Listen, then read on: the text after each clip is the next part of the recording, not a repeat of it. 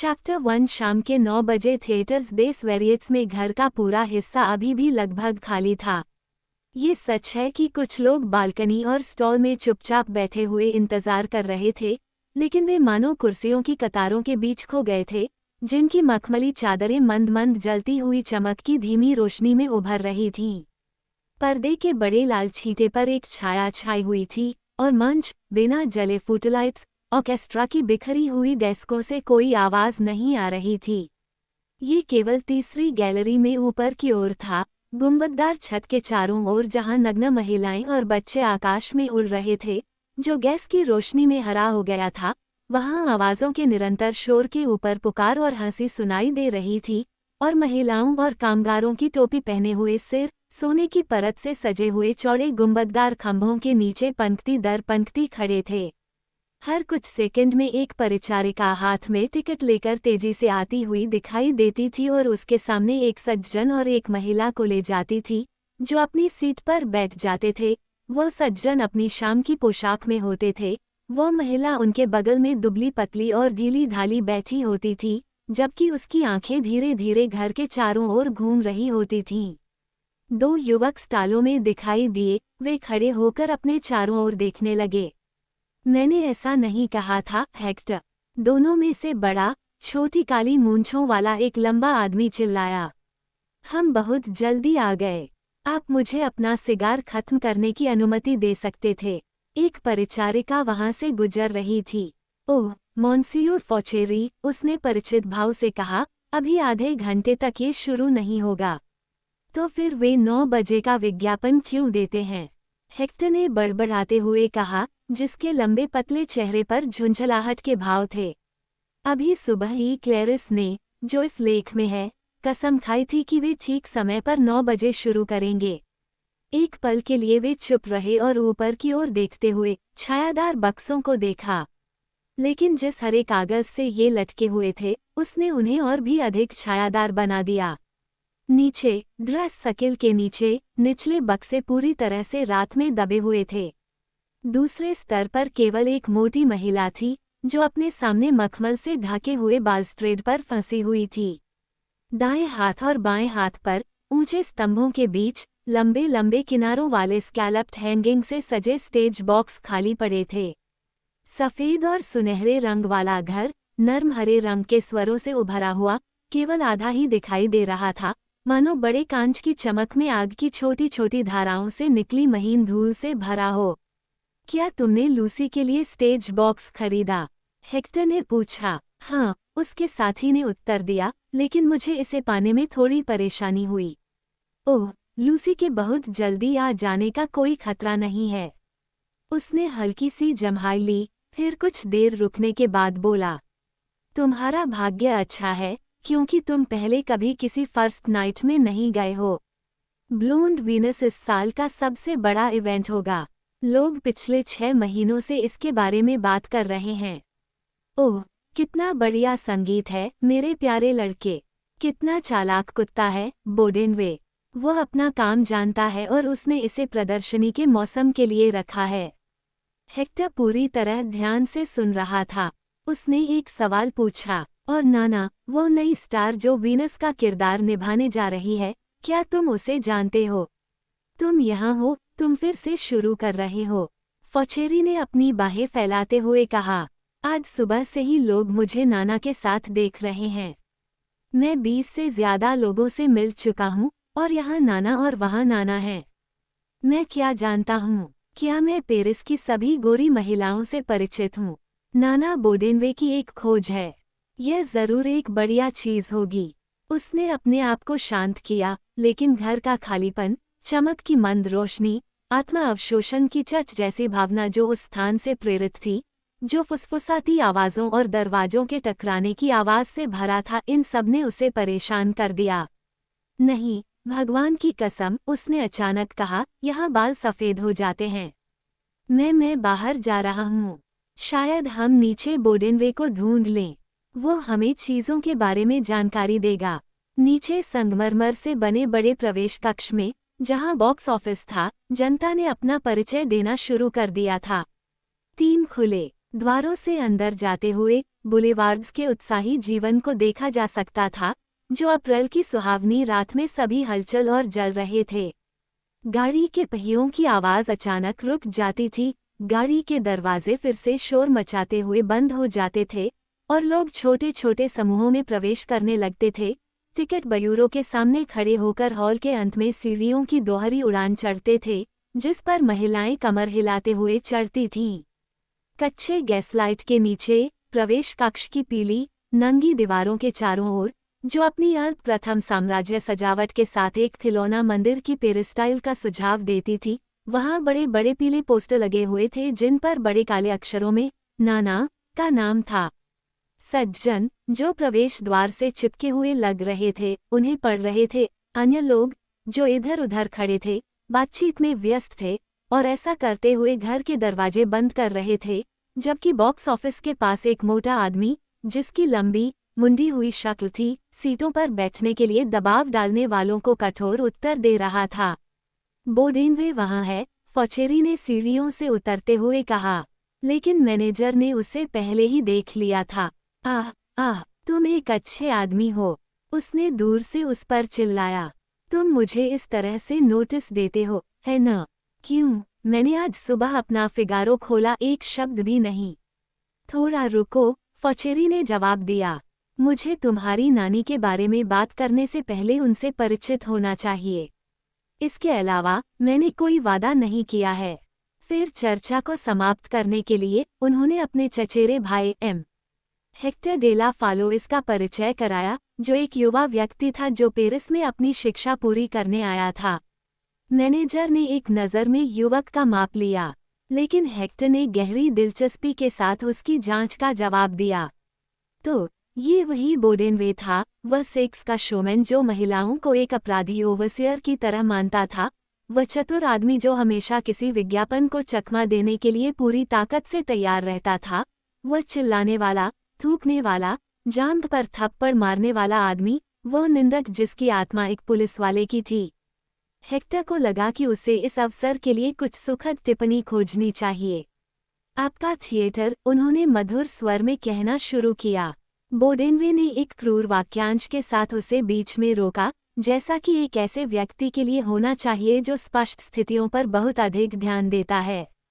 इसे मेरा वेश्यालय कहो। इस पर फाउचेरी ने सहमति जताते हुए हंस दिया, जबकि ला फालोइस ने अपनी सुंदर वाणी को गले में अटकाकर रोक लिया। वह बहुत हैरान था और ऐसा दिखाने की कोशिश कर रहा था कि उसे यह वाक्य पसंद आया। मैनेजर एक नाटकीय आलोचक से हाथ मिलाने के लिए भाग गया था, जिसका कॉलम काफी प्रभावशाली था। जब वह लौटा तो ला फालोइस ठीक हो रहा था। उसे डर था कि अगर वह खुद को बहुत ज्यादा हैरान दिखाता है तो उसके साथ प्रांतीय जैसा व्यवहार किया जाएगा। मुझे बताया गया है, उसने फिर से शुरू किया, सकारात्मक रूप से कुछ कहने की इच्छा रखते हुए, कि नाना की आवाज़ बहुत मधुर है। नाना, मैनेजर ने कंधे उचकाते हुए कहा। एक धार की आवाज़। युवक ने जल्दी से यह बात जोड़ दी। एक प्रथम श्रेणी के हास्य अभिनेता होने के अलावा वह इतनी मोटी क्यों हो गई है? उसे तो ये भी नहीं पता कि अपने हाथ पैरों का क्या करना है। ला फालोइस थोड़ा शर्मा गया। वह अपना संतुलन खो बैठा था। वह हकलाते हुए बोला, मैं आज रात की इस पहली प्रस्तुति को दुनिया की किसी भी कीमत पर नहीं छोड़ता। मुझे पता था कि आपका थिएटर, इसे मेरा वेश्यालय कहो, बोडेनवे ने फिर से एक आश्वस्त व्यक्ति की ठंडी हट के साथ कहा। इस बीच फाउचेरी अत्यंत शांति के साथ अंदर आती महिलाओं को देख रहा था। जब उसने अपने चचेरे भाई को असमंजस में देखा और उसे संदेह में देखा कि उसे हंसना चाहिए या गुस्सा होना चाहिए, तो वह उसकी सहायता के लिए आगे आया। बोडेनेव के साथ अच्छा व्यवहार करो, उसके थिएटर को वह नाम दो जो वह चाहता है, क्योंकि इससे उसे मज़ा आता है। और तुम, मेरे प्यारे दोस्त, हमें बेकार में इंतज़ार मत करवाओ। अगर तुम्हारा नाना न गाता है और न ही अभिनय करता है तो तुम पाओगे कि तुमने एक बड़ी गलती की है, बस इतना ही। सच कहा जाए तो मुझे इसी बात का डर है। एक भूल, मैनेजर चिल्लाया और उसका चेहरा बैंगनी हो गया। क्या एक औरत को अभिनय और गाना आना चाहिए? ओह, मेरी मुर्गी, तुम बहुत मूर्ख हो। नाना के पास और भी अच्छे गुण हैं, भगवान की कसम, कुछ ऐसा जो बाकी सभी चीजों के बराबर है। मैंने इसे सूंघ लिया है, यह उसके साथ स्पष्ट है, या मुझे एक बेवकूफ की गंध आ गई है। तुम देखोगे, उसे बस आना है और पूरा घर उसे देखता रह जाएगा। उसने अपने बड़े हाथों को ऊपर उठाया था जो उसके उत्सुक उत्साह के प्रभाव में कांप रहे थे, और अब अपनी भावनाओं को मुक्त करते हुए उसने अपनी आवाज धीमी कर ली और खुद से बड़बड़ाया, हाँ, वो बहुत आगे जाएगी। ओह हाँ, मेरी मदद करो, वो बहुत आगे जाएगी। एक त्वचा, ओह, उसकी त्वचा कितनी अच्छी है। फिर जब फाउचेरी ने उससे सवाल करना शुरू किया तो उसने विस्तृत विवरण देने के लिए सहमति दे दी, जो इतने भद्दे शब्दों में था कि हेक्टर डेला फालोइस को थोड़ा घिन आ गई। वह नाना के साथ बहुत घुल मिल गया था और वो उसे मंच पर लाने के लिए उत्सुक था। खैर, लगभग उसी समय वह वीनस की तलाश में था। वह कभी भी किसी महिला को अपने ऊपर हावी नहीं होने देता था। वह चाहता था कि जनता उसका तुरंत लाभ उठाए। लेकिन उसकी दुकान में एक झगड़ा चल रहा था, जो उस बड़ी युवती के आने से उलट-पुलट हो गया था। रोज मिग्नन, उसकी स्टार, बहुत ही सूक्ष्म हास्य अभिनेत्री और एक प्यारी गायिका, उसे हर रोज बीच में छोड़ने की धमकी दे रही थी, क्योंकि वह गुस्से में थी और उसे प्रतिद्वंद्वी की मौजूदगी का अंदाजा था। और बिल के लिए, हे भगवान, इस सब पर कितना शोर मचा था। ये दोनों अभिनेत्रियों के नाम एक ही आकार के टाइप में छापने के उनके फैसले से खत्म हो गया था। लेकिन उसे परेशान करने के लिए ये ठीक नहीं था। जब भी उसकी कोई छोटी औरत, जैसा कि वह उन्हें पुकारता था, उदाहरण के लिए सिमोन या क्लेरिस, उसके मन मुताबिक नहीं चलती थी, तो वह बस अपने पैर से उसे पीछे से पकड़ लेता था। अन्यथा जीवन असंभव था। अरे हाँ, उसने उन्हें बेच दिया। वह जानता था कि वे लड़कियां क्या कमाती हैं। अरे, वह चिल्लाया, बीच में ही बोल पड़ा। मिग्नन और स्टीना हमेशा साथ साथ। तुम्हें पता है, स्टीना रोज से तंग आ चुका है, इसीलिए पति अब उसके फिसल जाने के डर से अपने कदम पीछे खींचता है। बाहर फुटपाथ पर, थिएटर के कंगनी पर भड़कती गैस जेट की कतार ने शानदार रोशनी का एक टुकड़ा डाला। दो छोटे पेड़, जो बहुत हरे थे, उसके सामने खड़े थे, और एक स्तंभ इतनी चमकीली रोशनी में चमक रहा था कि कोई भी व्यक्ति दूर से ही उस पर लगे नोटिस को पढ़ सकता था, जैसे कि दिन के उजाले में, जबकि बुलेवार्ड की घनी रात में लगातार चलती भीड़ की अस्पष्ट रूपरेखा के ऊपर रोशनी बिखरी हुई थी। कई लोग तुरंत थिएटर में प्रवेश नहीं करते थे, लेकिन गैस जेट की रेखा की किरणों के नीचे अपने सिगार खत्म करते हुए बात करने के लिए बाहर ही रुक जाते थे, जिससे उनके चेहरों पर पीलापन आ जाता था और डामर पर उनकी छोटी काली परछाइयां बन जाती थीं।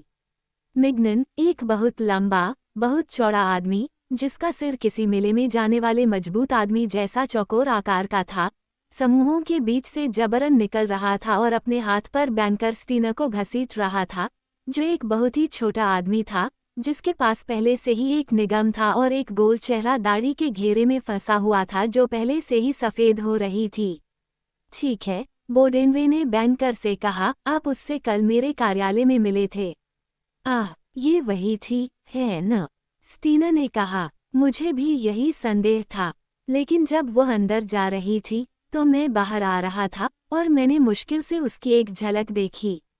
मिग्नन आधी बंद पलकों से सुन रहा था और घबराहट में अपनी उंगली के चारों ओर एक बड़ी हीरे की अंगूठी घुमा रहा था। वह पूरी तरह से समझ गया था कि नाना सवाल में थी। फिर जब बोडेनवे अपने नए सितारे का चित्र बना रहा था, जिसने बैंकर की आंखों में एक लौ जला दी, तो उसने बातचीत में शामिल होकर बातचीत समाप्त कर दी। ओह, उसे अकेला छोड़ दो, मेरे प्यारे साथी, वह बहुत घटिया किस्म की है। जनता उसे जल्दी ही बाहर का रास्ता दिखा देगी। स्टीना, मेरे बेटे, तुम्हें पता है कि मेरी पत्नी अपने डिब्बे में तुम्हारा इंतजार कर रही है। वो उसे फिर से अपने कब्जे में लेना चाहता था, लेकिन स्टीना बोडेनेव को नहीं छोड़ता था। उनके सामने लोगों की भीड़ टिकट कार्यालय के सामने भीड़ लगा रही थी और भीड़ में धक्के खा रही थी, और शोरगुल हो रहा था, जिसके बीच नाना का नाम अपने 2 अक्षरों की मधुर जीवंतता के साथ गूंज रहा था।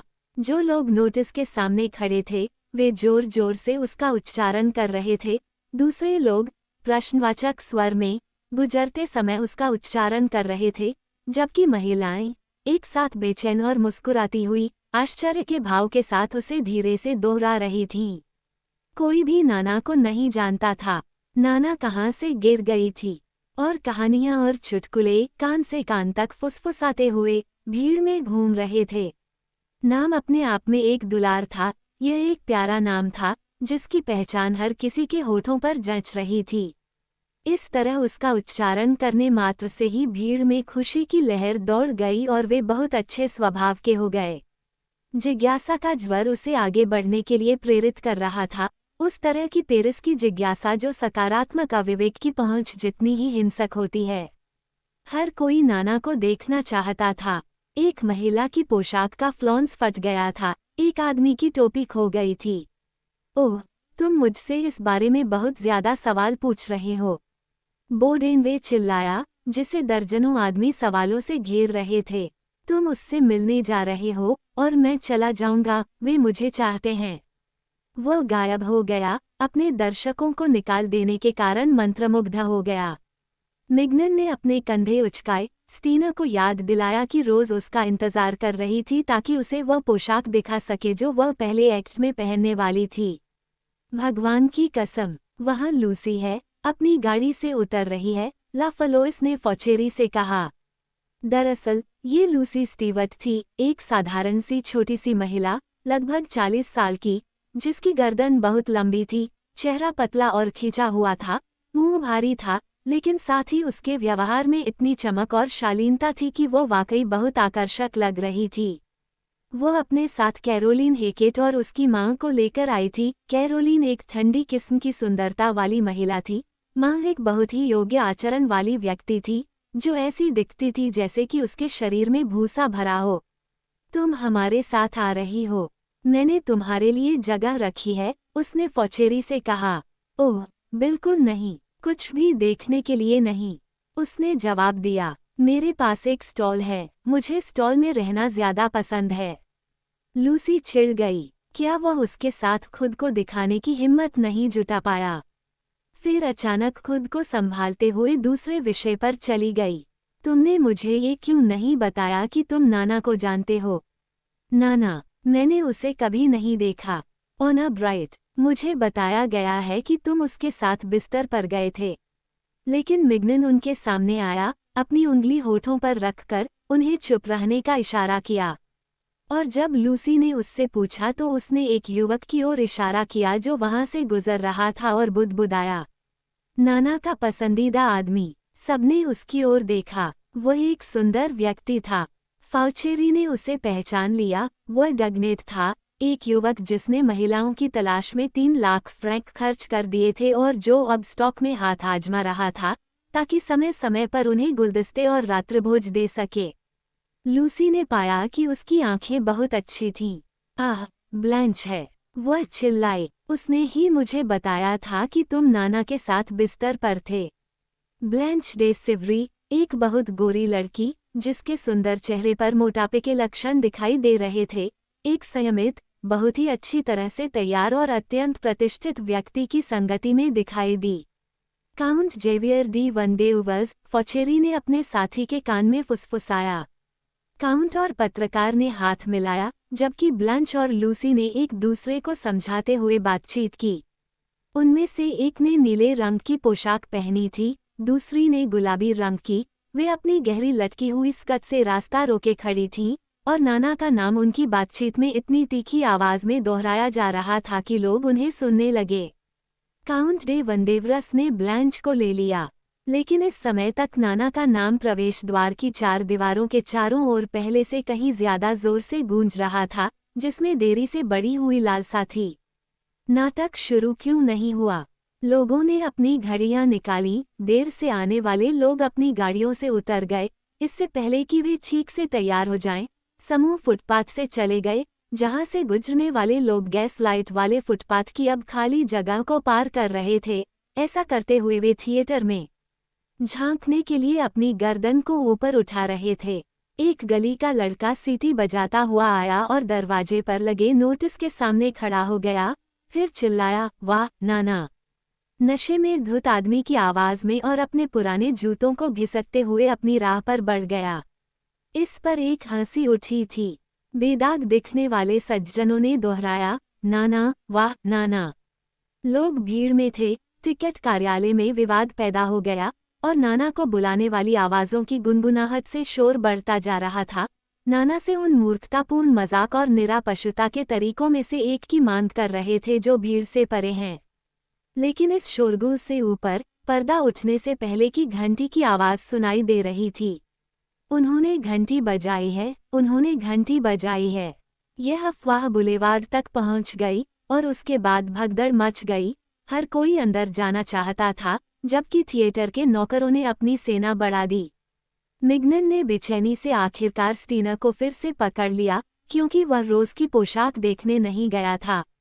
घंटी की पहली झनकार पर ही ला फालोइस ने भीड़ के बीच से रास्ता बना लिया और फाउचेरी को अपने साथ खींच लिया ताकि शुरुआती दृश्य न चूक जाए। लेकिन जनता की ओर से इस तरह की उत्सुकता ने लूसी स्टीवर्ट को परेशान कर दिया। महिलाओं को इस तरह धक्का देने वाले ये लोग कितने क्रूर थे। वह कैरोलीन हेकेट और उसकी मां के साथ उन सभी के पीछे खड़ी रही। प्रवेश द्वार अब खाली था, जबकि उसके पीछे बुलेवार्ड की लंबी गड़गड़ाहट अभी भी सुनाई दे रही थी। जैसे कि उनके ये टुकड़े हमेशा मजेदार होते थे। लूसी सीढ़ियां चढ़ते हुए बार बार यही दोहराती रही। घर में फाउचेरी और ला फालोइस अपने स्टॉल के सामने अपने चारों ओर नए सिरे से देख रहे थे। इस समय तक घर चमक रहा था। गैस के ऊंचे जेट ने पीले और गुलाबी लपटों की सरसराहट के साथ बड़े कांच के झूमर को रोशन कर दिया, जो गुंबद से फर्श तक शानदार रोशनी की एक धारा बरसा रहे थे। सीटों के कार्डिनल मखमल झील के रंगों से भरे हुए थे, जबकि सारा सोना फिर से चमक रहा था। छत की बहुत अधिक तय की गई पेंटिंग के नीचे नर्म हरे रंग की सजावट इसके प्रभाव को कम कर रही थी। फुटलाइट चालू हो गए और चमक की एक ज्वलंत बाढ़ के साथ पर्दे को रोशन कर दिया, जिसकी भारी बैंगनी ड्रेपरी में एक परी कथा में महल के अनुरूप सभी समृद्धि थी और प्रोसेनियम की क्षुद्रता के विपरीत थी, जहां दरारें सोने की परत के नीचे प्लास्टर को दिखाती थीं। जगह पहले से ही गर्म थी। संगीत स्टैंड पर ऑर्केस्ट्रा अपने वाद्य यंत्रों को धुन रहा था।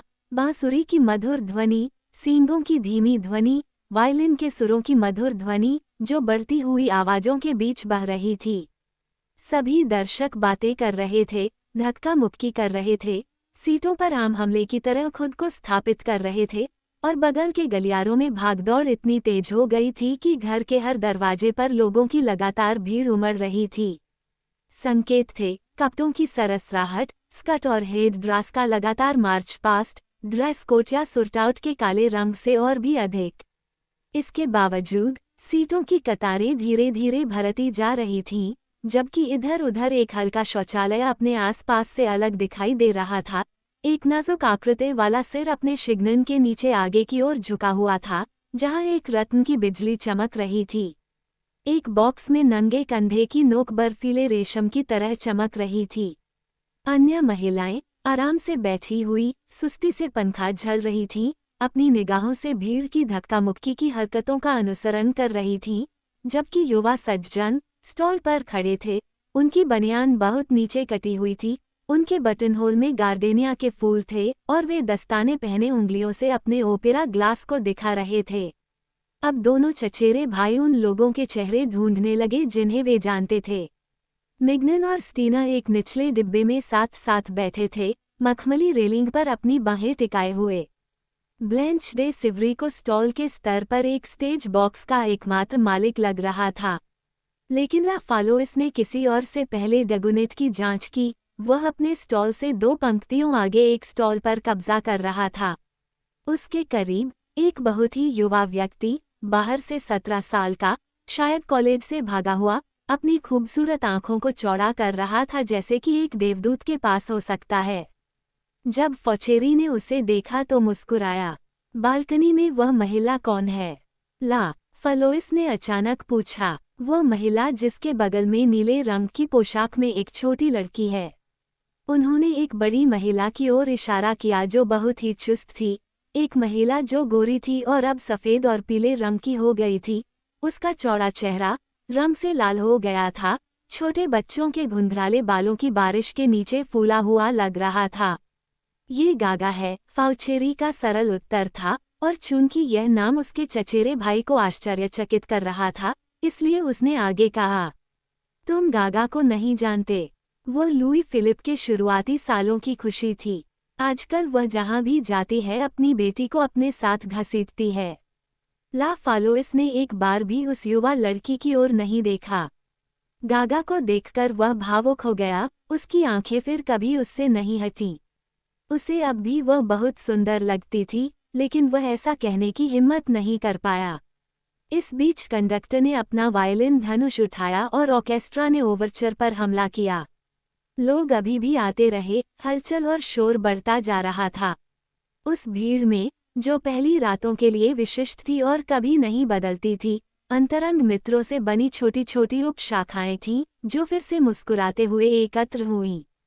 पुराने पहली रात के लोग, सिर पर टोपी पहने, परिचित और काफी सहज लग रहे थे और अभिवादन का आदान प्रदान कर रहे थे। पूरा पेरिस वहां था, साहित्य का पेरिस, वित्त का और आनंद का। कई पत्रकार, कई लेखक, कई स्टॉक एक्सचेंज के लोग और ईमानदार महिलाओं की तुलना में अधिक वेश्याएं थीं।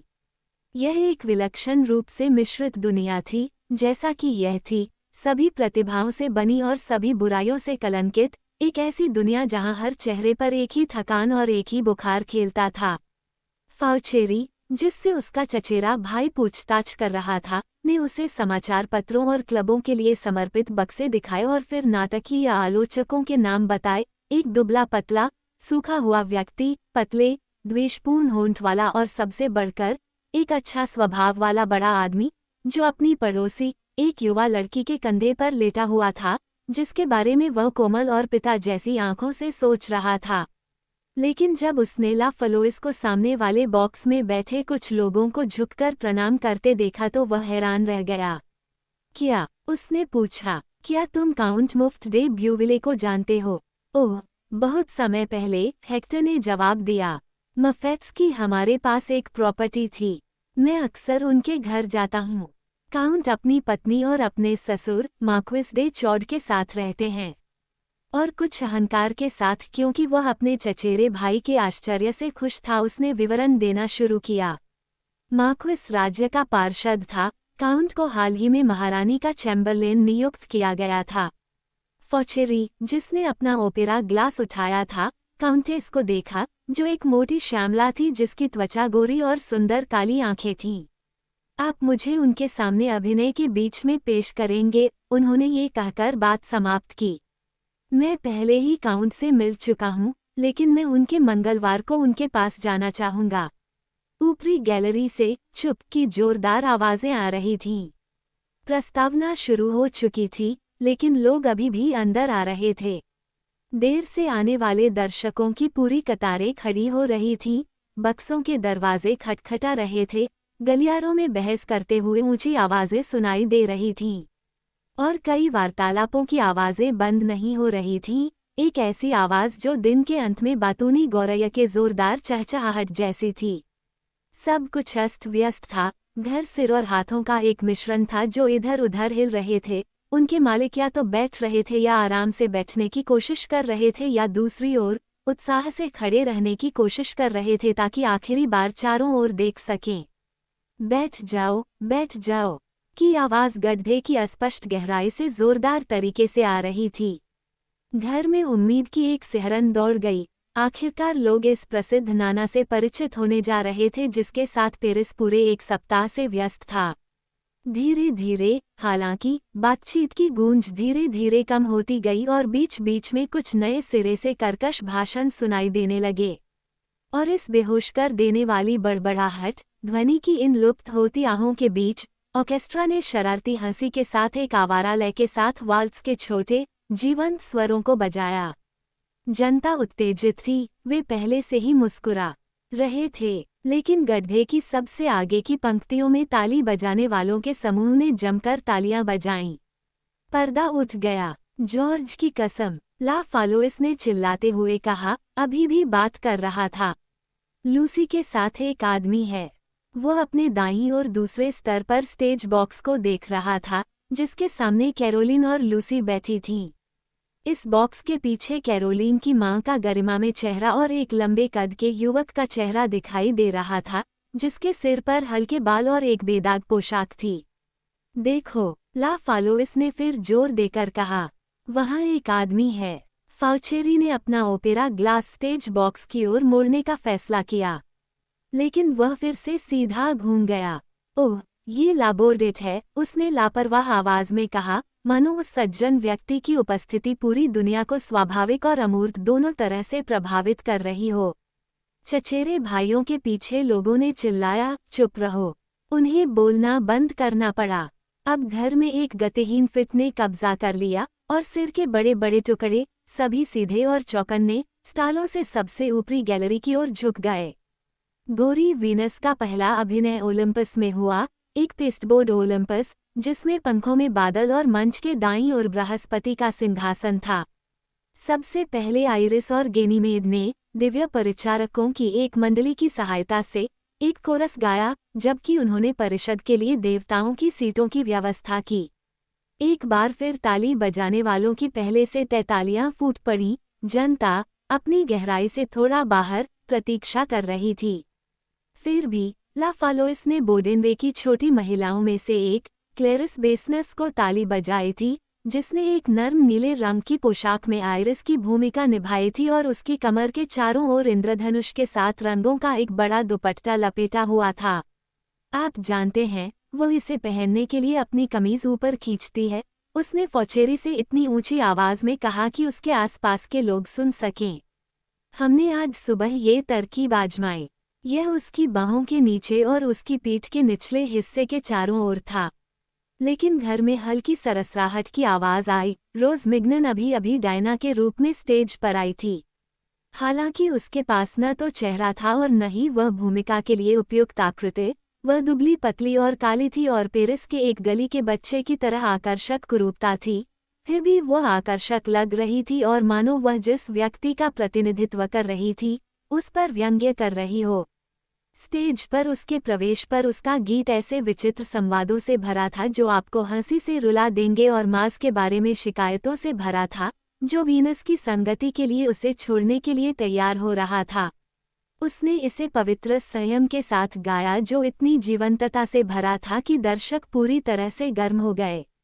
पति और स्टीना, एक दूसरे के बगल में बैठे हुए, प्रसन्नतापूर्वक हंस रहे थे और पूरा घर दहाड़ उठा जब प्रुलियो, वो महान पसंदीदा, एक सेनापति के रूप में प्रकट हुआ, एक मुखौटा माज, एक विशाल पंख से सुसज्जित और एक तलवार खींच रहा था, जिसकी मूठ उसके कंधे तक पहुंच रही थी। जहां तक उसका सवाल है, वह डायना से तंग आ चुका था। उसने कहा कि वह उसके साथ बहुत ज्यादा शर्मीली थी। इसके बाद डायना ने उस पर कड़ी नजर रखने और बदला लेने का वादा किया। युगल गीत एक हास्यपूर्ण योडल के साथ समाप्त हुआ जिसे प्रुलियो ने एक क्रोधित बिलाव की तरह चिल्लाते हुए बहुत ही मनोरंजक ढंग से प्रस्तुत किया। उसके चारों ओर एक युवा प्रमुख सज्जन की सभी मनोरंजक मूर्खता थी, जिसके प्रेम संबंध समृद्ध होते हैं, और वह सबसे घमंडी नजरों से घूमता था, जिससे बक्सों में तीखी स्त्री हंसी पैदा होती थी। फिर दर्शकों का ध्यान फिर से ठंडा हो गया, क्योंकि आगामी दृश्य उबाऊ लग रहे थे। बूढ़ा बोस्क, एक मूर्ख बृहस्पति जिसका सिर एक विशाल मुकुट के वजन के नीचे कुचला हुआ था, अपने दर्शकों के बीच मुस्कान लाने में बस तभी सफल हुआ जब जूनो के साथ रसोई के खातों के विषय पर उसका घरेलू विवाद हुआ। देवताओं, नेपच्यून, प्लूटो, मिनर्वा और बाकी लोगों का मार्च पास्ट, लगभग सब कुछ बिगाड़ रहा था। लोग अधीर हो गए, एक बेचैन, धीरे धीरे बढ़ती हुई बड़बड़ाहट थी। दर्शकों ने प्रदर्शन में रुचि लेना बंद कर दिया और घर की ओर देखने लगे। लूसी ने लेबोडेट के साथ हंसना शुरू कर दिया। काउंट वंदेवरस ब्लांच के मजबूत कंधों के पीछे बातचीत में अपनी गर्दन को आगे बढ़ा रहा था, जबकि फौचेरी अपनी आंखों के कोनों से मफेट्स का जायजा ले रहा था, जिनके बारे में काउंट बहुत गंभीर लग रहा था, जैसे कि वह संकेतों को समझ नहीं पाया था, और काउंटेस स्पष्ट रूप से मुस्कुराई। उसकी आंखें श्रद्धा में खो गईं। लेकिन अचानक इस असहज स्थिति में ताली बजाने वाले दल की तालियां नियमित रूप से पलटन की फायरिंग की तरह गूंजने लगीं। लोग मंच की ओर मुड़े। क्या ये नाना था? इस नाना ने प्रतिशोध के साथ सभी को इंतजार करवाया। यह उन नश्वर लोगों का प्रतिनिधिमंडल था जिनका परिचय गैनीमीड और आइरिस ने कराया था। वे सभी सम्मानित मध्यम वर्ग के लोग, धोखेबाज पति थे और वे देवताओं के स्वामी के सामने वीनस के खिलाफ शिकायत करने आए थे, जो निश्चित रूप से उनकी अच्छी महिलाओं को अत्यधिक जोश से भड़का रही थी। विचित्र, दुखद स्वरों में कोरस, मूक स्वीकारोक्ति से भरे मौन द्वारा तोड़ा गया, जिससे बहुत मनोरंजन हुआ। एक सुंदर वाक्यांश पूरे घर में घूम गया, व्यभिचारियों का कोरस, व्यभिचारियों का कोरस, और ये चल पड़ा क्योंकि एक और प्रस्तुति थी। गायकों के सिर मजाकिया थे, उनके चेहरे वाक्यांश के अनुरूप पाए गए, विशेष रूप से एक मोटे आदमी के चेहरे जो चांद की तरह गोल था। इस बीच वल्कन बहुत गुस्से में आया, अपनी पत्नी को वापस मांगते हुए जो 3 दिन पहले भाग गई थी। कोरस ने अपनी शिकायत फिर से शुरू की, व्यभिचारियों के देवता वल्कन को पुकारते हुए। वल्कन का किरदार फॉन्टन ने निभाया था, जो एक प्रतिभाशाली हास्य अभिनेता था, जो एक साथ अश्लील और मौलिक था, और उसने सबसे अजीबोगरीब संकीपन की भूमिका निभाई थी और उसे एक गांव के लोहार के रूप में दिखाया गया था। लाल रंग की विग, नंगी भुजाएं, तीर से छेदे हुए दिलों के टैटू और बाकी सब। एक महिला की आवाज बहुत ऊंची आवाज में चिल्लाई, ओह, क्या वो बदसूरत नहीं है? और सभी महिलाएं हंसी और तालियां बजाने लगीं। फिर एक ऐसा दृश्य आया जो अंतहीन लग रहा था। इस दौरान ऐसा लग रहा था कि बृहस्पति देवों की परिषद को इकट्ठा करना कभी खत्म नहीं करेंगे ताकि धोखेबाज पति के अनुरोधों को पूरा किया जा सके। और फिर भी नाना नहीं। क्या प्रबंधन नाना को पर्दा गिरने तक रोके हुए था? जनता को परेशान करके इतनी लंबी प्रतीक्षा अवधि समाप्त हो गई थी। उनकी बड़बड़ाहट फिर से शुरू हो गई। ये बहुत बुरा चल रहा है, मिग्नन ने स्टीनर से प्रसन्नतापूर्वक कहा।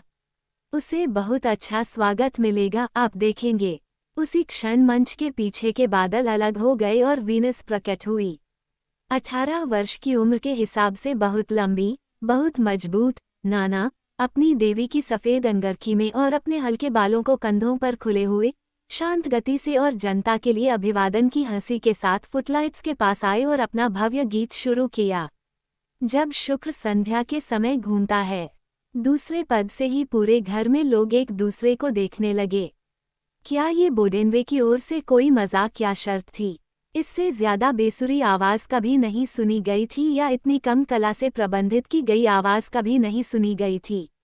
उसके मैनेजर ने उसका बहुत बढ़िया मूल्यांकन किया। वो निश्चित रूप से एक धार की तरह गाती थी, बल्कि वो ये भी नहीं जानती थी कि मंच पर खुद को कैसे पेश किया जाए। वह अपने हाथों को आगे की ओर फैलाती थी और अपने पूरे शरीर को इस तरह से हिलाती थी कि दर्शकों को यह अशोभनीय और अप्रिय लगता था। गड्ढे और सस्ती जगहों में पहले से ही ओह ओह की चीखें उठ रही थीं। सीटी बजने की आवाज भी थी, जब स्टॉल में से एक आवाज, जो एक मुर्गे के पंख झड़ने की याद दिलाती थी, बड़े विश्वास के साथ चिल्लाए, ये तो बहुत ही बुद्धिमानी है। पूरा घर इधर उधर देखने लगा। ये वह देवदूत था जो बोर्डिंग स्कूल से भागा हुआ था, जो अपनी सुंदर आंखें बहुत चौड़ी करके बैठा था और उसका गोरा चेहरा नाना को देखकर बहुत गर्म हो गया था। जब उसने देखा कि सभी उसकी ओर मुड़ रहे हैं तो वह अनजाने में ऐसा बोल देने के विचार से बहुत लाल हो गया। उसका पड़ोसी गगनेट मुस्कुराता हुआ उसकी जांच कर रहा था।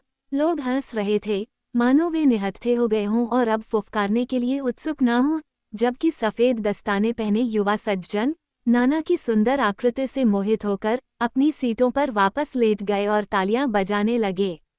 बस, बहुत बढ़िया, शाबाश। इस बीच नाना ने पूरे घर को हंसते हुए देखा और खुद भी हंसने लगी। सभी की खुशी दोगुनी हो गई। वो एक मनोरंजक प्राणी थी, फिर भी वह अच्छी लड़की थी। उसकी हंसी से उसकी ठोड़ी पर एक छोटा सा डिंपल उभर आया। वो वहीं खड़ी प्रतीक्षा कर रही थी, बिल्कुल भी ऊब नहीं रही थी, अपने दर्शकों से परिचित थी, तुरंत उनके साथ कदम से कदम मिला रही थी, जैसे कि वह खुद ही स्वीकार कर रही हो कि उसके पास 2 पैसे की भी प्रतिभा नहीं है, लेकिन ये बिल्कुल भी मायने नहीं रखता, वास्तव में उसके पास अन्य अच्छी बातें हैं। और फिर कंडक्टर को एक संकेत देने के बाद, जिसका स्पष्ट अर्थ था, आगे बढ़ो बूढ़े लड़के। उसने अपना दूसरा छंद शुरू किया। ये शुक्र है जो आधी रात को गुजरती है। अभी भी वही तीखी आवाज, बस अब ये सही दिशा में लोगों को इतनी कुशलता से गुदगुदाती थी कि कुछ पल के लिए उन्हें खुशी से सिहरन होती थी। नाना अभी भी मुस्कुरा रही थी। ये उसके छोटे से लाल मुंह को रोशन कर रही थी और उसकी बड़ी आंखों में चमक रही थी, जो सबसे साफ नीले रंग की थी। जब वो कुछ जीवंत छंदों पर पहुंचती थी तो आनंद की एक नाजुक भावना ने उसे अपनी नाक को झुकाने पर मजबूर कर दिया, जिसके गुलाबी नथुने ऊपर उठते और नीचे गिरते थे, जबकि एक चमकदार लाली उसके गालों पर छा जाती थी। वह अभी भी खुद को ऊपर नीचे झुला रही थी, क्योंकि वह केवल यही करना जानती थी। और यह चाल अब बदसूरत नहीं मानी जाती थी। इसके विपरीत पुरुषों ने अपने ओपेरा के चश्मे उठाए। जब वह एक छंद के अंत में पहुंचती थी तो उसकी आवाज़ पूरी तरह से विफल हो जाती थी, और वह अच्छी तरह से जानती थी कि वह इसे कभी पूरा नहीं कर पाएगी। इस पर खुद को परेशान करने के बजाय उसने अपने पैर को ऊपर उठाया, जो तुरंत उसके पारदर्शी अंगरखे के नीचे गोल आकार में दिखाई दे रहा था, तेजी से पीछे की ओर झुका ताकि उसकी छाती ऊपर और आगे की ओर झुक जाए, और उसने अपनी बाहें फैला दी। चारों तरफ से तालियां बजने लगीं। पलक झपकते ही वह अपनी एड़ी घुमाकर मंच पर चढ़ गई, दर्शकों की नज़रों के सामने अपनी गर्दन को पेश करते हुए, एक ऐसी गर्दन जहां लाल सुनहरे बाल किसी जानवर के बालों की तरह दिख रहे थे। फिर तालियां उन्मत्त हो गईं। इस नाटक का अंत इतना रोमांचक नहीं था। वल्कन वीनस को थप्पड़ मारना चाहता था। देवताओं ने परामर्श किया और धोखेबाज पति को संतुष्टि देने से पहले पृथ्वी पर जाकर जांच करने का फैसला किया। तभी डायना ने वीनस और मार्स के बीच एक कोमल बातचीत को आश्चर्यचकित किया और कसम खाई कि वो पूरी यात्रा के दौरान उनसे अपनी नज़रें नहीं हटाएगी। एक दृश्य ऐसा भी था जिसमें लव, जिसका किरदार 12 साल की छोटी सी बच्ची ने निभाया था, ने अपनी नाक में उंगलियां डालकर एक विनीत स्वर में उससे पूछे गए हर सवाल का जवाब हाँ, माँ, नहीं, माँ के साथ दिया। अंत में जुपिटर ने एक ऐसे गुरु की गंभीरता के साथ जो क्रोधित हो रहा था, लव को एक अंधेरी कोठरी में बंद कर दिया और उसे 20 बार आई लव क्रिया का संयोजन करने का आदेश दिया। समापन अधिक सराहा गया। यह एक कोरस था जिसे मंडली और ऑर्केस्ट्रा दोनों ने बहुत शानदार ढंग से प्रस्तुत किया। लेकिन एक बार पर्दा गिरने के बाद ताली बजाने वालों ने आवाज़ पाने की व्यर्थ कोशिश की, जबकि पूरा घर पहले ही उठ चुका था और दरवाजे की ओर बढ़ रहा था। भीड़ ने सीटों की पंक्तियों के बीच में धक्का मुक्की की और ऐसा करते हुए एक दूसरे के भावों का आदान प्रदान किया। बस एक ही वाक्य घूम रहा था, यह मूर्खतापूर्ण है। एक आलोचक कह रहा था कि किसी का कर्तव्य होगा कि वो अच्छी तरह से कट-छाँट करे। हालांकि ये टुकड़ा बहुत कम मायने रखता था, क्योंकि लोग हर चीज़ से पहले नाना के बारे में बात कर रहे थे। फॉचेरी और ला फालोइस, जो सबसे पहले सामने आए, स्टालों के बाहर गलियारे में स्टीना और मिग्नन से मिले। इस गैस प्रकाशित जगह में, जो खदान में एक गैलरी की तरह संकरी और सीमित थी, किसी का दम घुटने जैसा था। वे घर के दाईं ओर सीढ़ियों के नीचे एक पल के लिए रुके, जो बाल्स्टर्स के अंतिम मोड़ से सुरक्षित थी। सस्ते स्थानों से दर्शक भारी बूटों की निरंतर आवाज के साथ सीढ़ियों से नीचे आ रहे थे। काले ड्रास कोट की एक धारा गुजर रही थी, जबकि एक परिचारिका एक कुर्सी की रक्षा करने के लिए हर संभव प्रयास कर रही थी, जिस पर उसने कोट और लबादे ढेर कर रखे थे, भीड़ के आगे बढ़ने से। निश्चित रूप से मैं उसे जानता हूँ, स्टीना ने चिल्लाते हुए कहा, जैसे ही उसने फॉचेरी को देखा। मुझे यकीन है कि मैंने उसे कहीं देखा है, कैसीनो में, मुझे लगता है, और वह वहाँ चली गई थी। वो बहुत नशे में थी। जहाँ तक मेरा सवाल है, पत्रकार ने कहा, मुझे ठीक से नहीं पता कि वह कहाँ थी। मैं भी आपकी तरह हूँ, मैं निश्चित रूप से उससे मिल चुका हूँ। उसने अपनी आवाज़ धीमी की और हंसते हुए पूछा, शायद ट्राइकॉन्स में। हे भगवान, यह एक गंदी जगह थी, मिग्नन ने घोषणा की। वह हताश लग रहा था। ये घृणित है कि जनता पहली बार आने वाली वेश्या का ऐसा स्वागत करती है। जल्द ही मंच पर कोई भी सभ्य महिला नहीं होगी। हाँ, मैं रोज को खेलने से मना करके समाप्त करूंगा। फॉचेरी अपनी मुस्कान को रोक नहीं सका। इस बीच सीढ़ियों पर भारी जूतों की नीचे की ओर सरकने की आवाज बंद नहीं हुई और मजदूरों की टोपी पहने एक छोटे आदमी को धीमी आवाज में चिल्लाते हुए सुना गया, ओह माय, वो कोई वॉपर नहीं है, वहाँ कुछ चीजें हैं। गलियारे में दो युवक, नाजुक ढंग से घुंघराले बाल और औपचारिक रूप से टर्न डाउन कॉलर में शानदार, और बाकी लोग आपस में बहस कर रहे थे। उनमें से एक बिना कोई कारण बताए जानवर जानवर शब्दों को दोहरा रहा था, दूसरा शब्दों के साथ जवाब दे रहा था, अद्भुत अद्भुत, जैसे कि वह भी सभी तर्कों से घृणा करता हो। ला फालोइस ने उसे बहुत बढ़िया बताया, केवल उसने ये राय देने का साहस किया कि अगर वह अपनी आवाज को सुधार ले तो वह और भी बेहतर हो जाएगी। स्टीनर, जो अब सुन नहीं रहा था, चौंक कर जाग गया। जो भी हो, उसे इंतजार करना चाहिए, उसने सोचा। शायद अगले प्रदर्शनों में सब कुछ खराब हो जाएगा। जनता ने संतोष दिखाया था, लेकिन निश्चित रूप से अभी तक ये तूफान से प्रभावित नहीं हुआ था। मिग्नन ने कसम खाई कि यह नाटक कभी खत्म नहीं होगा, और जब फाउचेरी और ला फालोइस फोर में जाने के लिए उन्हें छोड़कर चले गए तो उसने स्टीनर की बांह पकड़ी और उसके कंधे पर जोर से झुकते हुए उसके कान में फुसफुसाया, तुम दूसरे एक्ट के लिए मेरी पत्नी की पोशाक देखने जा रहे हो, बुरे दोस्त। ये बिल्कुल बदमाशी है। ऊपर फोर में 3 कांच के झूमर चमकीली रोशनी से जल रहे थे। दोनों चचेरे भाई अंदर जाने से पहले एक पल के लिए झिझके, क्योंकि बड़े खुले हुए कांच के दरवाजे गैलरी के आर पार दिखाई दे रहे थे, सिरों के एक उफनते समुद्र का नज़ारा, जिसे 2 धाराएं, मानो, लगातार भांवर में डाल रही थीं। लेकिन आखिरकार वे अंदर आ गए। 5 या 6 पुरुषों के समूह बहुत जोर से बात कर रहे थे और इशारे कर रहे थे, इन हिंसक रुकावटों के बीच हठपूर्वक नाटक पर चर्चा कर रहे थे। अन्य लोग इधर उधर घूम रहे थे, उनकी एड़ियां जैसे ही मुड़ती मोम लगे फर्श पर तेज आवाज करती।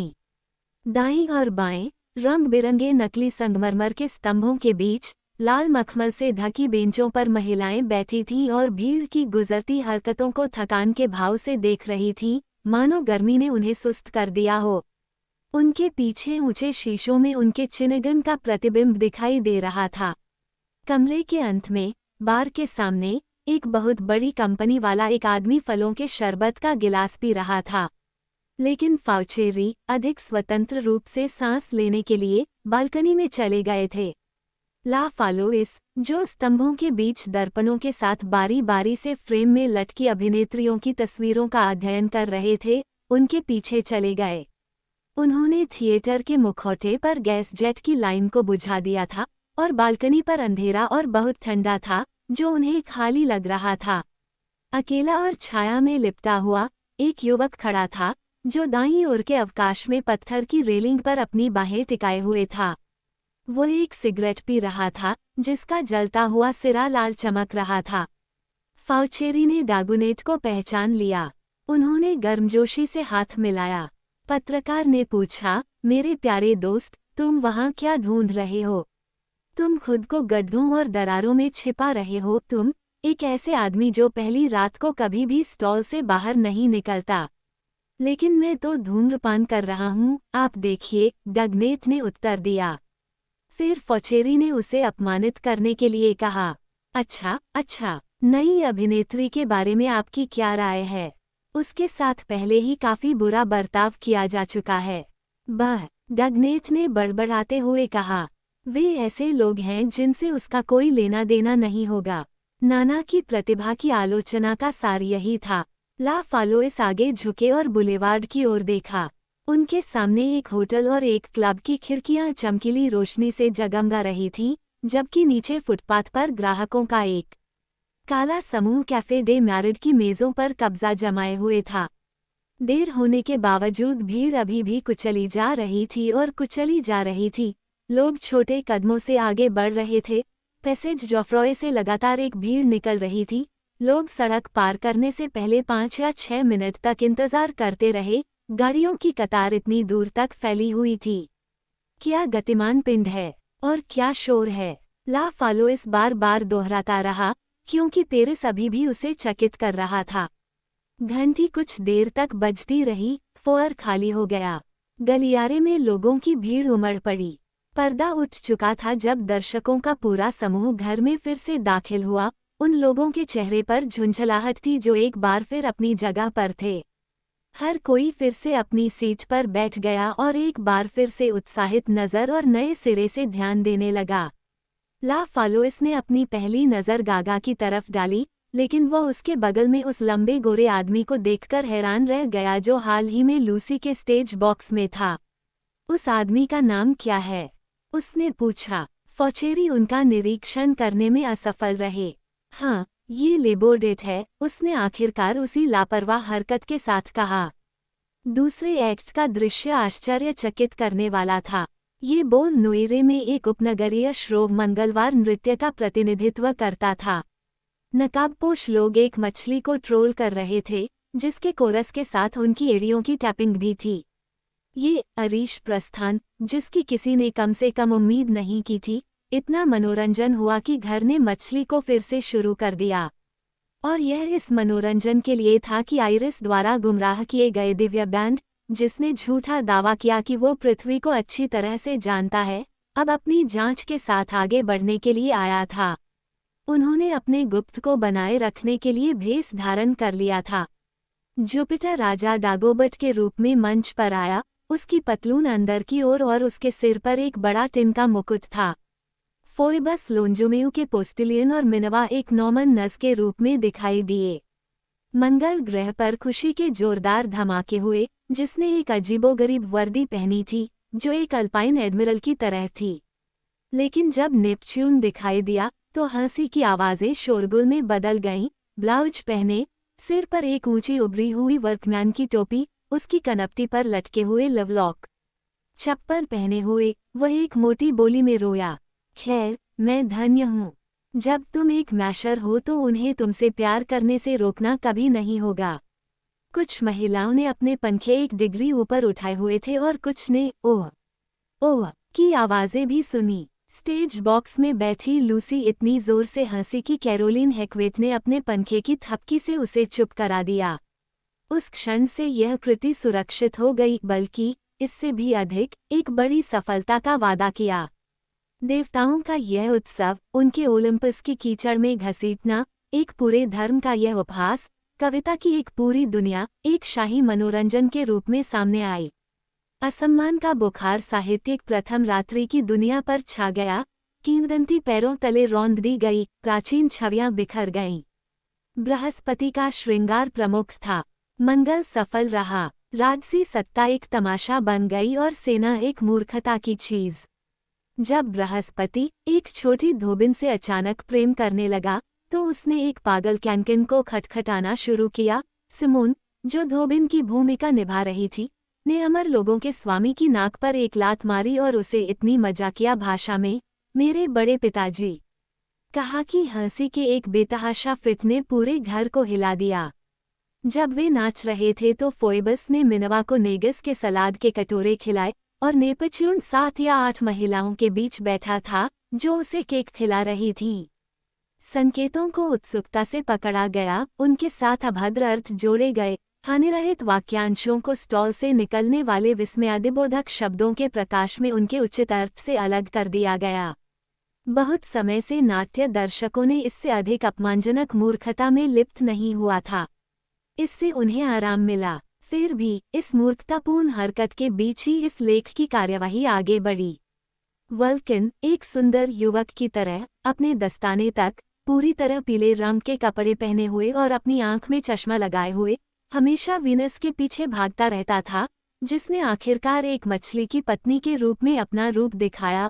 उसके सिर पर एक रुमाल और उसकी छाती बड़े सोने के गहनों से ढकी हुई थी, जो बहुत ही स्पष्ट था। नाना इतनी गोरी और मोटी थी और चौड़े कूल्हों और कामुक मुंह की मांग करने वाले हिस्से में इतनी स्वाभाविक दिखती थी कि उसने तुरंत पूरे घर को जीत लिया। उसके कारण रोज मिग्नन को भुला दिया गया, हालांकि वह एक स्वादिष्ट बच्ची की तरह सजी हुई थी। उसके सिर पर विकर वक बर्लेट और एक छोटी मलमल की पोशाक थी और उसने अभी अभी डायना की शिकायतों को एक मधुर सुंदर आवाज में सुनाया था। दूसरी बड़ी लड़की जो अपनी जांघों को थपथपाती थी और मुर्गी की तरह चहचहाती थी, उसके चारों ओर जीवन की गंध, एक संप्रभु स्त्री आकर्षण फैल रहा था, जिसके साथ जनता मदहोश हो गई। दूसरे एक्ट के बाद से उसे हर चीज की अनुमति थी।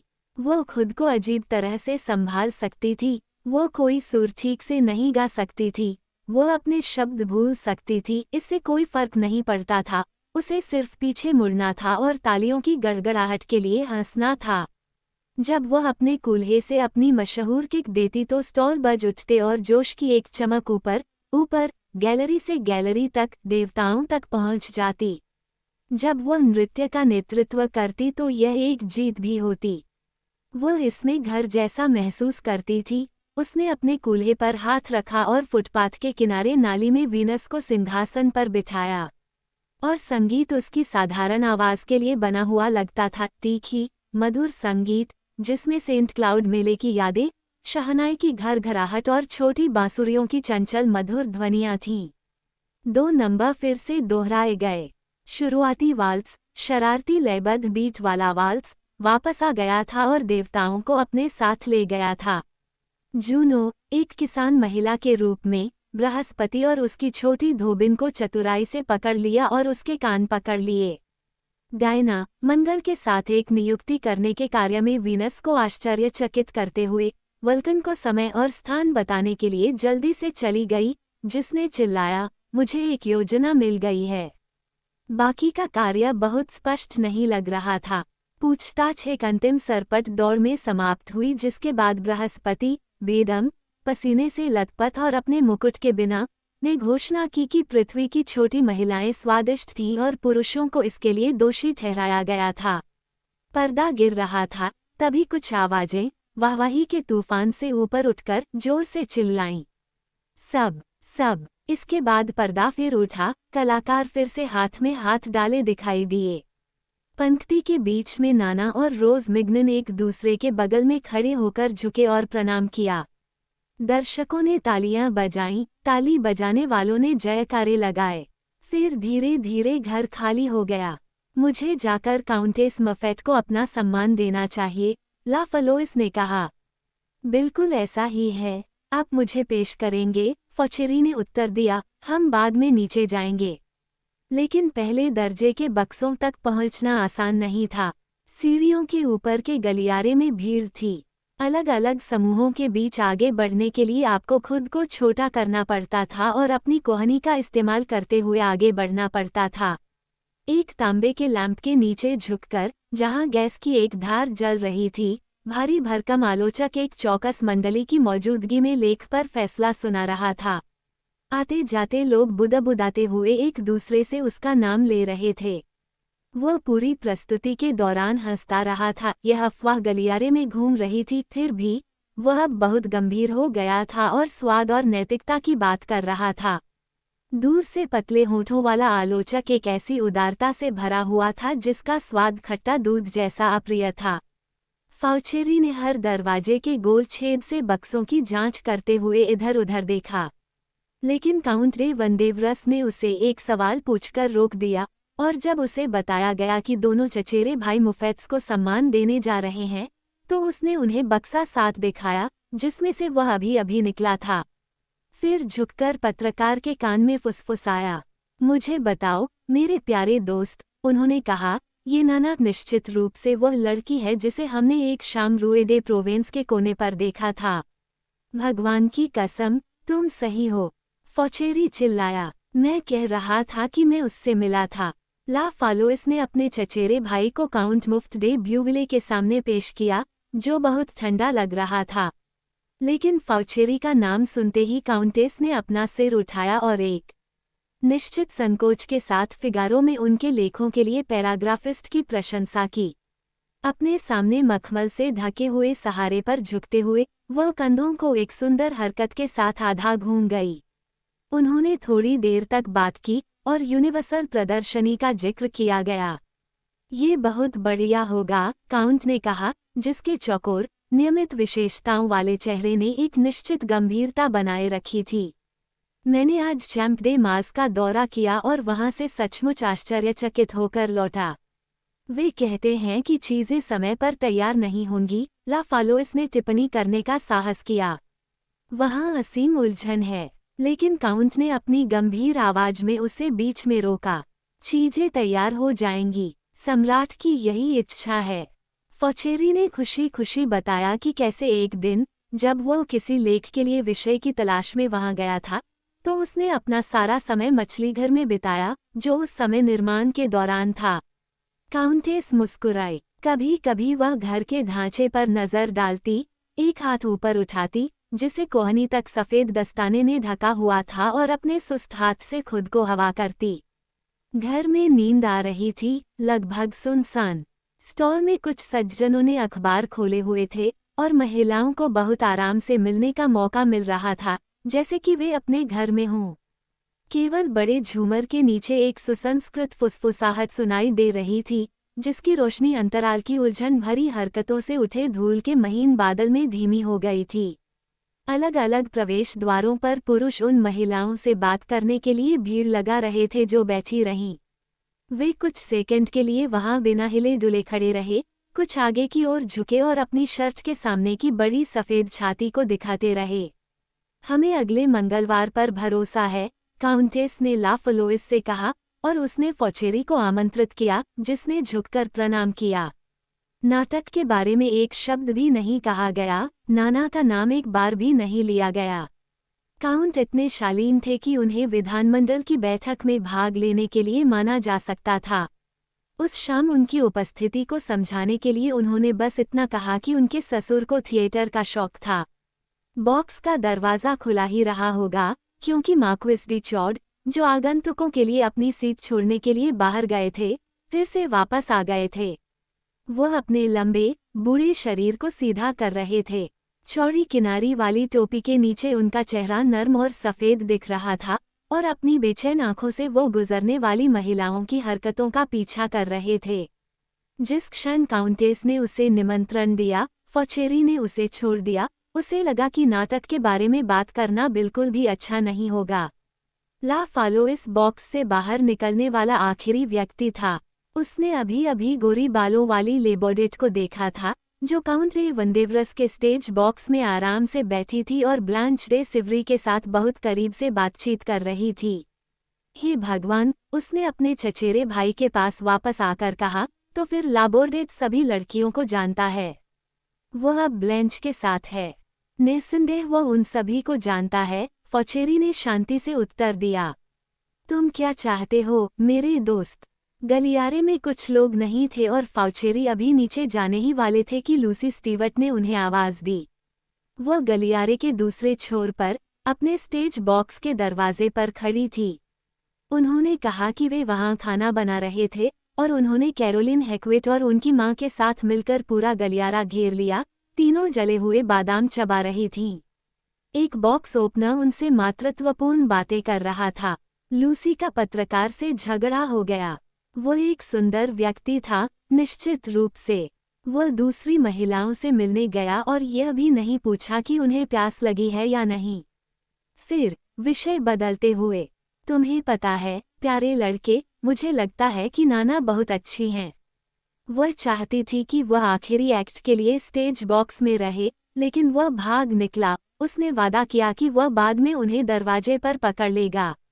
थिएटर के सामने नीचे की ओर फॉचेरी और ला फ्लोइस ने सिगरेट जलाई। फुटपाथ पर एक बड़ी भीड़ जमा थी।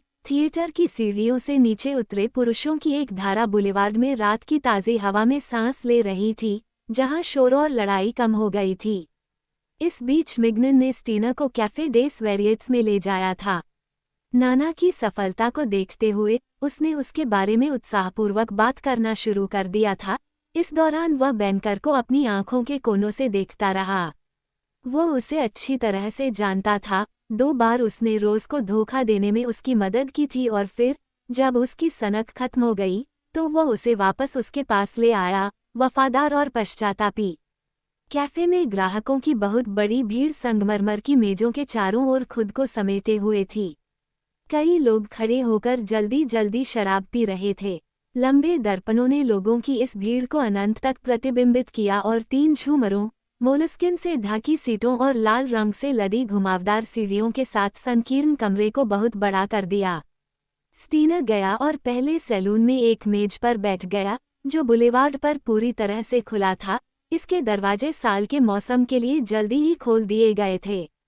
जब फॉचेरी और ला फलोइस गुजर रहे थे, तो बैंकर ने उन्हें रोक दिया। उन्होंने कहा, आओ और हमारे साथ एक बोक लो, है ना? लेकिन वह एक विचार में बहुत व्यस्त था। वह नाना के लिए एक गुलदस्ता फेंकना चाहता था।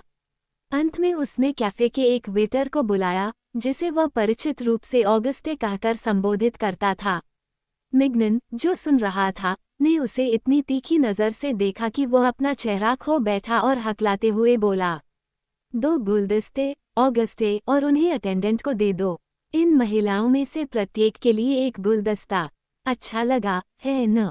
सैलून के दूसरे छोर पर, अपने कंधों को शीशे के फ्रेम पर टिकाए, एक लड़की, जो बाहर से लगभग 18 साल की थी, अपने खाली शीशे के सामने निश्चल झुकी हुई थी, मानो वह लंबे और निरर्थक इंतजार से सुन्न हो गई हो। उसके सुंदर भूरे सुनहरे बालों के प्राकृतिक कल के नीचे एक कुंवारी चेहरा मखमली आंखों से आपको देख रहा था, जो एक साथ नर्म और स्पष्ट थीं। उसने फीके हरे रंग की रेशमी पोशाक और गोल टोपी पहन रखी थी, जिस पर हवा के झोंके पड़ गए थे। रात की ठंडी हवा के कारण उसका रंग बहुत पीला पड़ गया था। हे भगवान, वह सेटिन है, फॉचेरी ने बड़बड़ाते हुए कहा जब उसकी नज़र उस पर पड़ी। ला फालोइस ने उससे पूछा, अरे यार, हाँ, वो एक गली मोहल्ले की लड़की थी, उसकी गिनती नहीं होती। लेकिन वह इतनी बदनाम किस्म की थी कि लोग उससे बातें करके अपना मनोरंजन करते थे। और पत्रकार ने अपनी आवाज़ ऊंची करते हुए कहा, तुम वहाँ क्या कर रहे हो, सेटिन? मैं बोगिंग कर रहा हूँ, सेटिन ने बिना अपना स्थान बदले शांति से उत्तर दिया। चारों लोग मंत्रमुग्ध हो गए और हंसने लगे। मिग्नन ने उन्हें आश्वस्त किया कि जल्दी करने की कोई ज़रूरत नहीं है, तीसरे एक्ट के लिए दृश्यावली तैयार करने में 20 मिनट लगेंगे। लेकिन दोनों चचेरे भाई अपनी बियर पी चुके थे, फिर से थिएटर में जाना चाहते थे, ठंड का एहसास हो रहा था। फिर मिग्नन स्टीनर के साथ अकेले रहे, अपनी कोहनी टेबल पर रखी और उससे करीब से बात की। ये तो समझ में आ गया, है न? हमें उसके घर जाना है और मैं तुम्हें उससे मिलवाऊंगा। तुम्हें पता है कि यह बात हमारे बीच की है, मेरी पत्नी को ये जानने की जरूरत नहीं है। एक बार फिर अपनी जगह पर आकर फॉचेरी और ला फालोइस ने बक्सों की दूसरी श्रेणी में एक सुंदर, शांत कपड़े पहने महिला को देखा। वह एक गंभीर दिखने वाले सज्जन के साथ थी, जो आंतरिक मंत्रालय के कार्यालय में एक मुख्य क्लर्क था, जिसे ला फालोइस जानता था, क्योंकि वह उससे मुफ्त में मिला था। फॉचेरी के बारे में उसे यह भ्रम था कि उसका नाम मैडम रॉबर्ट था, जो एक सम्मानित महिला थी, जिसका एक प्रेमी था, केवल एक, और वह हमेशा सम्माननीय व्यक्ति था। लेकिन उन्हें पीछे मुड़ना पड़ा, क्योंकि डागुनेट उन पर मुस्कुरा रही थी।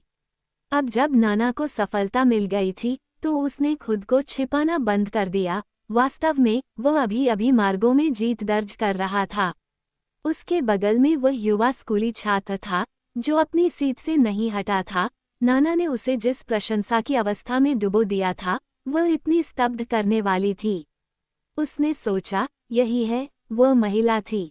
और ऐसा सोचते ही वह शर्मा गया और यंत्रवत अपने दस्ताने पहनने और उतारने लगा। फिर चूंकि उसके पड़ोसी ने नाना के बारे में बात की थी, इसलिए उसने उससे सवाल करने की हिम्मत की। क्या आप मुझे ये पूछने के लिए क्षमा करेंगे, सर, लेकिन वह महिला जो अभिनय कर रही है, क्या आप उसे जानते हैं? हाँ, मैं थोड़ा बहुत करता हूँ, डागनेट ने कुछ आश्चर्य और झिझक के साथ कहा। तो फिर तुम्हें उसका पता है? ये प्रश्न उससे इतने अचानक पूछा गया था कि उसे कान पर डंडा रखकर उत्तर देने की इच्छा हुई। नहीं, उसने सूखी आवाज में कहा, और ऐसा कहकर उसने अपनी पीठ फेर ली।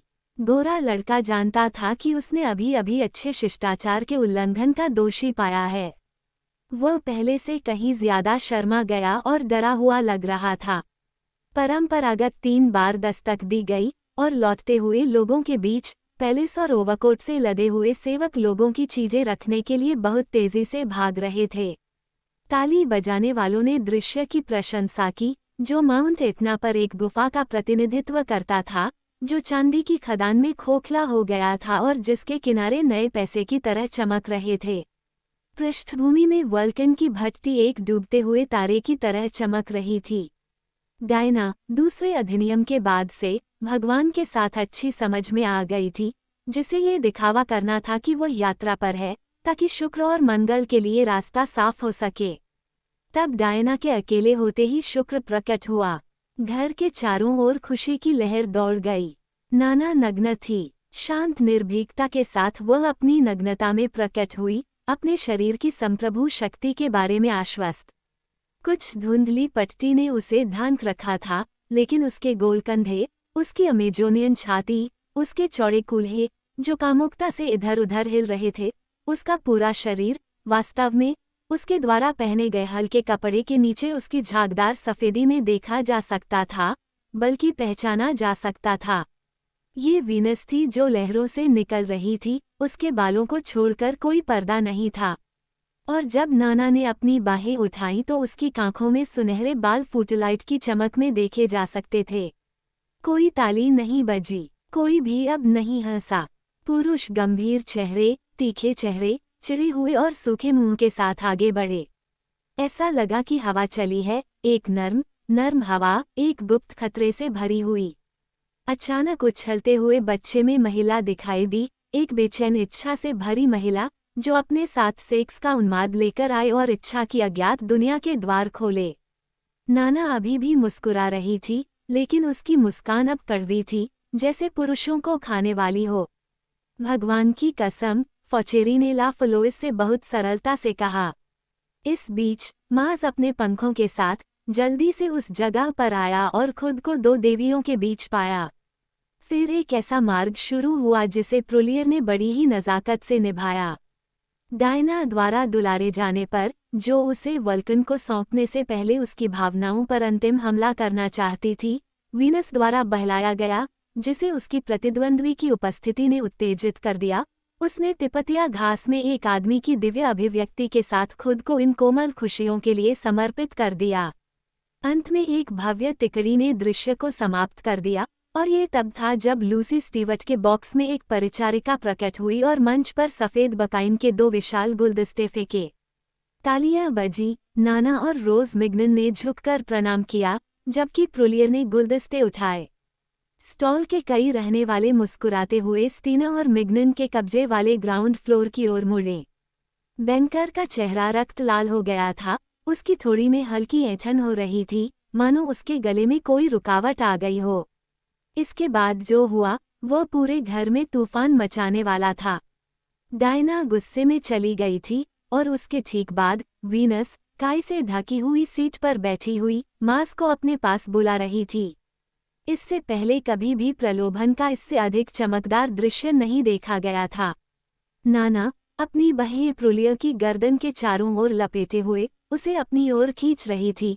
तभी फॉन्टन हास्यास्पद रूप से उग्र नकल और एक क्रोधित पति के चेहरे की अतिरंजित नकल के साथ, जो अपनी पत्नी को फ्लैग्रेंट डेलिक्टो में आश्चर्यचकित करता है, गुफा के पीछे दिखाई दिया। वह लोहे की जाली वाला प्रसिद्ध जाल पकड़े हुए था। एक पल के लिए उसने उसे संभाला और घुमाया, जैसे एक मछुआरा जब वो डालने जा रहा होता है, और एक चतुराईपूर्ण मोड़ से वीनस और मास जाल में फंस गए। जाल ने खुद को उनके चारों ओर लपेट लिया और उन्हें खुश प्रेमियों की मुद्रा में स्थिर रखा। तालियों की गड़गड़ाहट बढ़ती गई और बढ़ती हुई आह की तरह बढ़ती गई। कुछ लोगों ने तालियां बजाईं और हर ओपेरा ग्लास वीनस पर टिका हुआ था। धीरे धीरे नाना ने जनता पर कब्जा कर लिया था और अब हर आदमी उसका गुलाम था। वासना की एक लहर उसके अंदर से बह रही थी, जैसे कि एक उत्तेजित जानवर से, और उसका प्रभाव फैल गया था और फैल गया था और फैल गया था, यहाँ तक कि पूरे घर में उसका कब्जा हो गया था। उस पल उसकी थोड़ी सी हरकत से वासना की ज्वाला भड़क उठती थी। अपनी छोटी उंगली से वो पुरुषों के शरीर पर राज करती थी। पीठें झुकी हुई और कांप रही थीं, जैसे कि अदृश्य वायलिन की धनुष उनकी मांसपेशियों पर खींची गई हो। पुरुषों के कंधों पर भागते हुए बाल दिखाई दे रहे थे, जो हवा में उड़ रहे थे, गर्म और भटकती सांसों से, पता नहीं किस स्त्री के मुंह से सांस ले रहे थे। उसके सामने फौचेरी ने देखा कि एक भटकता हुआ स्कूली लड़का अपनी सीट से आधा उठा हुआ था। जिज्ञासा ने उसे काउंट डे वंदेवरस की ओर देखने के लिए प्रेरित किया। वो बहुत पीला था और उसके होंठ सिकुड़े हुए लग रहे थे। मोटे स्टीना की ओर, जिसका चेहरा बैंगनी रंग का था, जो कि दौरे के कगार पर था, लेबोर्डेट की ओर, जो एक घोड़े के व्यापारी की तरह एक पूरी तरह से आकार वाली घोड़ी की प्रशंसा करते हुए बहुत आश्चर्यचकित भाव से घूर रहा था, डेगुनेट की ओर, जिसके कान रक्त लाल थे और आनंद से फड़क रहे थे। तभी अचानक एक विचार ने उसे पीछे की ओर देखने पर मजबूर कर दिया, और वो मुफेट्स के बक्से में जो कुछ भी देख रहा था, उस पर आश्चर्यचकित था। काउंटेस के पीछे, जो हमेशा की तरह सफ़ेद और गंभीर थी, काउंट सीधे मुंह खोले और चेहरे पर लाल धब्बे के साथ बैठा था, जबकि उसके पास, छाया में, मार्क्विस डी चौड की बेचैन आंखें बिल्ली की तरह फॉस्फोरेसेंट हो गई थीं, जो सुनहरे चमक से भरी हुई थीं। घर में दम घुट रहा था, लोगों के बाल उनके पसीने से तर सिर पर भारी हो गए थे। 3 घंटे पहले भीड़ की सांसों ने वातावरण को भीड़-भाड़ वाली मानवता की गंध से भर दिया था और गर्म कर दिया था। गैस की लहराती चमक के नीचे हवा में धूल के बादल लगातार घने होते जा रहे थे क्योंकि वे झूमर के नीचे स्थिर लटके हुए थे। पूरा घर हिल रहा था, अपनी थकान और उत्तेजना में चक्कर खा रहा था, जैसा कि यह था उन आधी रात की इच्छाओं से भरा हुआ जो जुनून के बिस्तर के कोनों में फड़फड़ाती हैं। और नाना, इस निस्तेज जनता के सामने, इन 1500 मनुष्यों की भीड़ में, थकावट और घबराहट में घुटते हुए, जो एक तमाशे के अंत के लिए आवश्यक है, नाना अभी भी अपने संगमरमर शरीर और अपनी उस कामुक प्रकृति पर विजय प्राप्त कर रही थी, जो उसके प्रशंसकों की पूरी भीड़ को नष्ट करने के लिए पर्याप्त मजबूत थी और फिर भी कोई चोट नहीं पहुंचाती थी। नाटक समाप्त होने को था। वल्कन के विजयी आह्वान के जवाब में सभी ओलंपियनों ने प्रेमियों के सामने स्तब्धता और उल्लास के साथ ओ और आहें भरते हुए अपवित्रता की। बृहस्पति ने कहा, मेरे बेटे, मुझे लगता है कि यह तुम्हारा आचरण अच्छा नहीं है कि तुम हमें इस तरह का दृश्य देखने के लिए बुलाओ। फिर वीनस के पक्ष में प्रतिक्रिया हुई। व्यभिचारियों का कोरस फिर से आइरिस द्वारा शुरू किया गया और देवताओं के स्वामी से अनुरोध किया कि वे उसकी याचिका पर अमल न करें, क्योंकि जब से महिलाएं घर पर रह रही हैं, पुरुषों के लिए घरेलू जीवन असंभव होता जा रहा है। बाद वाले धोखा खाने और खुश रहने को प्राथमिकता देते हैं। यही नाटक का नैतिक था। फिर वीनस को आज़ाद कर दिया गया और वल्कन ने उससे आंशिक तलाक ले लिया। मार्स ने डायना के साथ सुलह कर ली और जोव ने घरेलू शांति के लिए अपनी छोटी धोबिन को एक नक्षत्र में भेज दिया। और अंत में उन्होंने लव को उसके ब्लैक होल से बाहर निकाला, जहां वह क्रिया आमों को संयुग्मित करने के बजाय गुड़िया बनाने में व्यस्त था। पर्दा एक ऐसे दृश्य पर गिरा जिसमें व्यभिचारिणी मंडली के सदस्यों ने घुटनों के बल बैठकर वीनस के प्रति कृतज्ञता का एक भजन गाया, जो मुस्कुराते हुए होठों के साथ वहां खड़ी थी। उसकी गरिमा उसकी संप्रभु नग्नता से और भी बढ़ गई थी। दर्शक, जो पहले से ही अपने पैरों पर खड़े थे, बाहर निकलने की तैयारी कर रहे थे। लेखकों का उल्लेख किया गया और तालियों की गड़गड़ाहट के बीच पर्दे के सामने 2 बार पुकारे गए। नाना, नाना की चीख बेतहाशा गूंज उठी। फिर जैसे ही घर खाली हुआ, अंधेरा छा गया, फुटलाइट्स बुझ गईं, झूमर बंद कर दिया गया, ग्रे कैनवस की लंबी पट्टियां स्टेज के बक्सों से फिसलकर गैलरी की सोने की सजावट पर लिपट गईं, और घर, जो हाल ही में गर्मी और शोर से भरा हुआ था, अचानक गहरी नींद में सो गया। जबकि एक बासी, धूल भरी गंध उसमें फैलने लगी। अपने बक्से के सामने काउंटेस मफेट खड़ी थी, बहुत सीधी और अपने फर में कसकर लिपटी हुई। वह इकट्ठा हो रही परछाइयों को देख रही थी और भीड़ के चले जाने का इंतजार कर रही थी। गलियारे में लोग परिचारकों से धक्का मुक्की कर रहे थे, जो यह नहीं जानते थे कि बाहरी कपड़ों के ढेरों के बीच क्या करना है। फाउचेरी और ला फालो इस भीड़ को बाहर निकलते देखने के लिए जल्दी जल्दी भागे थे। प्रवेश द्वार के चारों ओर लोग एक जीवित बाढ़ की तरह खड़े थे, जबकि दोहरी सीढ़ियों से धीरे धीरे और नियमित, पूर्ण संरचना में 2 अंतहीन मानव समूह नीचे आ रहे थे। स्टीना, मिग्नन को साथ लेकर, सबसे आगे घर से बाहर निकल गया था।